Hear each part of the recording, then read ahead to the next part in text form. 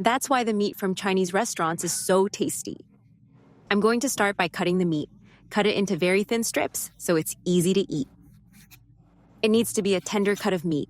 The idea here is to prepare a truly delicious meat. And the main point is this: cut it very thin, so it reaches the right doneness quickly without drying out.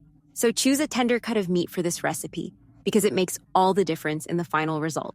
It will turn out simply delicious. It's a great option for your lunch. And look, I've already cut the meat. Notice how thin it is, really cut into strips. Now I'm going to set it aside and cut the other ingredients to have everything ready before going to the stove. I'm going to chop 3 cloves of garlic for our recipe. Chop it very finely, really small. Garlic is essential here. It's a key seasoning for this meat and already gives off a great aroma right away. So that's 3 cloves of garlic. And here the garlic is already well chopped. Let's move on to the next ingredient. I'm also going to use a piece of ginger, and I'm going to cut this ginger into small pieces, just like the garlic. Ginger gives a very special flavor to the recipe. It really makes a difference. I really like adding it to this meat. For me, that's the difference, the ginger. So chop it very finely. The amount is to taste. Here, I've already chopped it very small. I'm going to set it aside. Let's move on to the next ingredient. I'm also going to use green bell pepper. I'm going to cut it in half and slice it like this, into strips. Leave it all sliced. I'm going to use the whole bell pepper, okay? Done. I've already sliced the entire bell pepper. Let's move on. We're also going to need green onions, and I'm going to chop them into larger pieces, just like this, so they really show up on the plate. And then we continue with the recipe. I'm going to season the meat with 1 tablespoon of soy sauce, half a teaspoon of baking soda, 1 tablespoon of sugar, and I'm going to add 1.5 tablespoons of cornstarch. Now I'm going to mix everything very well with the meat. For now, these will be the only seasonings. Mix well, so the cornstarch coats all the meat and everything is evenly distributed. Done. I mixed it very well. Now let's go to the skillet. In the skillet, I'm going to add oil and turn on the heat. And I'm going to add all the meat right away.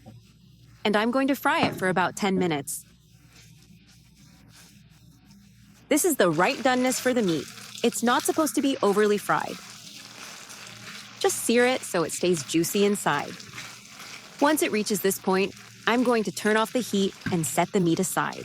Now in another skillet, I'm going to add a drizzle of oil.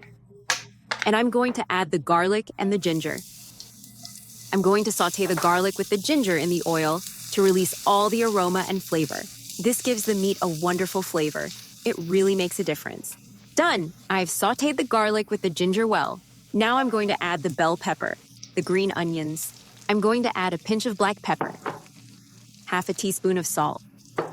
I'm going to add a little water and let it cook for 2 to 3 minutes, just to quickly soften the vegetables. Here, I've already let it cook for 3 minutes. Now I'm going to add the meat in here. I'm going to combine everything, the meat with these seasonings, and mix well to coat it all. And look how delicious this is. This meat turns out amazing. The aroma is wonderful, and the flavor is unbelievably good. I'm going to add 1 more tablespoon of soy sauce, half a cup of chicken broth,